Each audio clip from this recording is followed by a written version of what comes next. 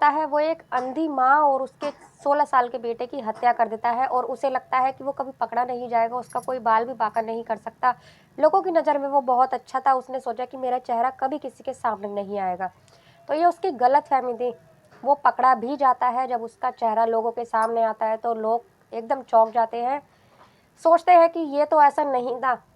दोस्तों, ये कहानी आज की बहुत अच्छी है। अगर आगे बढ़ने से पहले लाइक कर दीजिए, अगर आपको वीडियो पसंद आती है तो चैनल को सब्सक्राइब कर दीजिए। कमेंट कर बताइएगा आपको वीडियो कैसी लगी। मैं गीता गुप्ता, स्वागत है आप लोगों का मेरी आज की एक नई सच्ची कहानी में। जय माता दी। दोस्तों, ये कहानी उत्तराखंड की है, उत्तराखंड के हरिद्वार की है। लाश मिलती है 15-16 साल के लड़के की। दोस्तों, वो लाश जब लोगों को दिखती है तो लोग पुलिस को कंप्लेंट करते हैं, पुलिस आती है, निकालती है लाश को, वहाँ आसपास के लोगों को इकट्ठा करती है कि कोई पहचान ले इसको, लेकिन कोई नहीं पहचानता।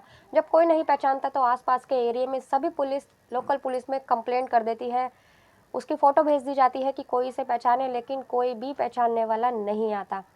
दोस्तों, उस बॉडी के पास से एक शर्ट मिलती है, शर्ट पे उस दर्जी का एड्रेस होता है, तो वहाँ उसके पास जाया जाता है, दर्जी के पास, उससे पूछा जाता है कि ये शर्ट किसने सिलवाई थी, क्या आप बता सकते हैं? तो वो मना कर देता है कि बहुत से लोग आते हैं शर्ट सिलवाने, ऐसे हम नहीं बता सकते।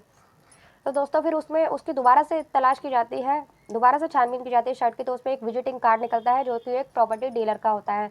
पुलिस वाले उससे संपर्क करते हैं प्रॉपर्टी डीलर से और वो कहते हैं कि ये कार्ड आपका एक लाश के पास से मिला है, 15-16 साल का लड़का है, क्या आप बता सकते हैं, जानते हैं उसको? तो वो कहता है हाँ हाँ, मैं उसको जानता हूँ, उसका नाम नरेंद्र है, साथ उसकी माँ भी है, उसकी माँ है, उसका नाम ममता है, और ऐसे ऐसे इन्होंने अपना मकान बेचा था, 20 लाख में बात हुई थी, इसलिए मैं इन्हें जानता हूँ।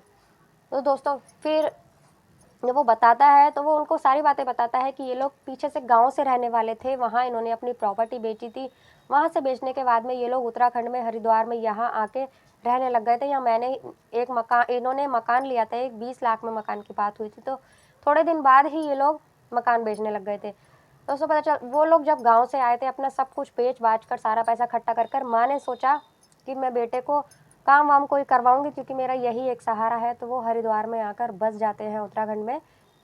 वहाँ आकर एक मकान देखते हैं, 20 लाख में मकान लेते हैं। मकान लेने के बाद में उन्हें एक किराएदार भी मिलता है जो कि सलीम होता है, मुस्लिम होता है, वहाँ रहने लगता है वो भी।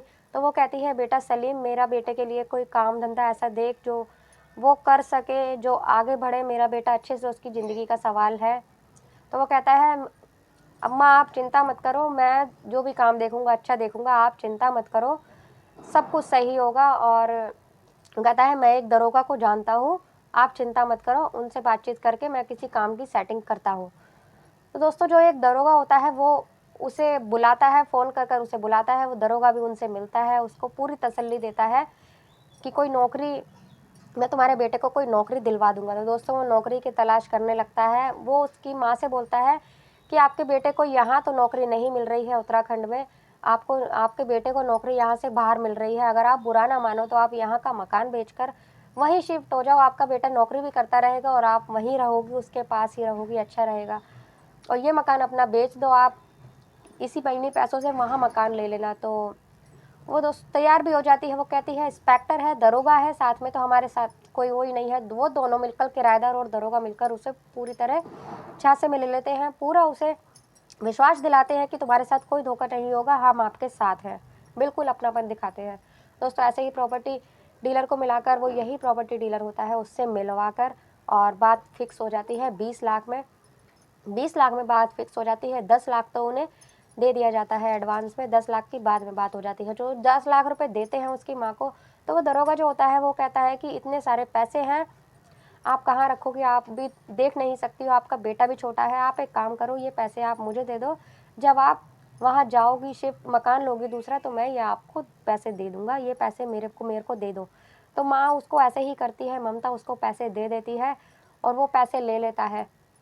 दोनों वहाँ से चले जाते हैं। जाने के बाद में दरोगा जो होता है वो एक आल्टो कार खरीदता है, अपने नाम से कार निकालता है।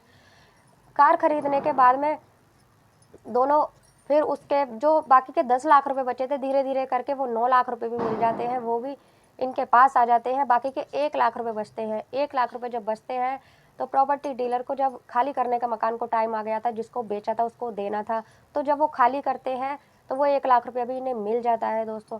वहाँ से निकलने के बाद जिस दिन खाली करना होता है वो उनसे कहता है कि चलो अम्मा, अब मैं तुम्हें वहाँ दिखा देता हूँ जहाँ इसको नौकरी मिली है। तो वो उसी ऑल्टो कार में सारे जने बैठते हैं। उनका एक और साथी होता है, दरोगा एक साथी को और मिला लेता है अपने साथ। उससे कहता है कुछ हिस्सा मैं तुझे भी दूंगा और तू भी मेरे साथ शामिल हो जा। तो ये 3 जने होते हैं, एक दरोगा, एक वो किराएदार सलीम और एक तीसरा दोस्त और होता है इनका।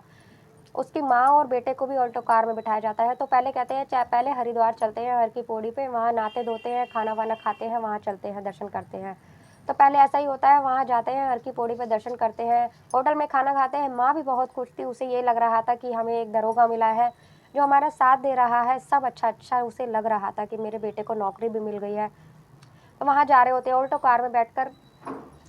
जब जा रहे होते हैं तो पहाड़ी एरिया पड़ता है, बहुत सुनसान होता है।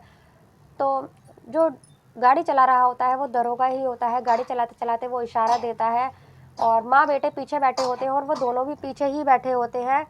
वो इशारा देता है सबसे पहले माँ को मारने का। तो माँ का गला दबाया जाता है, उसे का गला घोंटकर उसे मारने की कोशिश की जाती है। तो बेटा चिल्लाता है ज़ोर ज़ोर से कि मेरी माँ को छोड़ दो, मेरी माँ को छोड़ दो। फिर उसके बेटे को भी गला घोंटकर मारने की कोशिश की जाती है। इधर माँ बोलती है मेरे बेटे को छोड़ दो। दोनों एक दूसरे से हाथ जोड़कर अपनी ज़िंदगी की भीख मांग रहे होते हैं। लेकिन उन तीनों में से किसी को भी उन पर दया नहीं आती, किसी को भी डर नहीं लगता कि हम पकड़े जाएंगे, क्या होगा। ना उन्हें किसी का खौफ होता है और ना ही उन पर तरस आता है। उन दोनों को जान से मार देते हैं और वो सोचते हैं कि हम इन दोनों को एक साथ नहीं फेंकेंगे, इनकी बॉडी अगर एक साथ फेंकेंगे तो हम पकड़े जाएंगे। तो दोस्तों वहीं किसी नाले में जाकर उसकी बेटे की बॉडी फेंक देते हैं और जो उसकी माँ की बॉडी होती है वो वहीं गंगा नदी में फेंकते हैं जाकर। वहाँ फेंकने के बाद में वो सोचते हैं ये हमारा कुछ नहीं होगा। तो दोस्तों ये जो बॉडी मिली जाती है ये तो मिल जाती है 14 फरवरी को, ये बॉडी मिली थी 14 फरवरी 2024 को ये बॉडी मिली थी। उसकी माँ की बॉडी फिर ढूंढने लगते हैं। उसकी माँ की बॉडी 15 को नहीं मिलती, 16 को नहीं मिलती, 17 को नहीं मिलती। 18 तारीख को फिर उसकी माँ की लाश भी मिल जाती है और उसका गला भी गला घोट कर ही किया गया था। जब दोस्तों ये मिल जाती है तो फिर जो वो डीलर होता है उसका पता भी बताता है दरोगा का। जब उस दरोगा को पकड़ा जाता है, वो सामने आता है तो सब हैरान रह जाते हैं कि ये ऐसा कर सकता था, किसी ने सोचा भी नहीं था।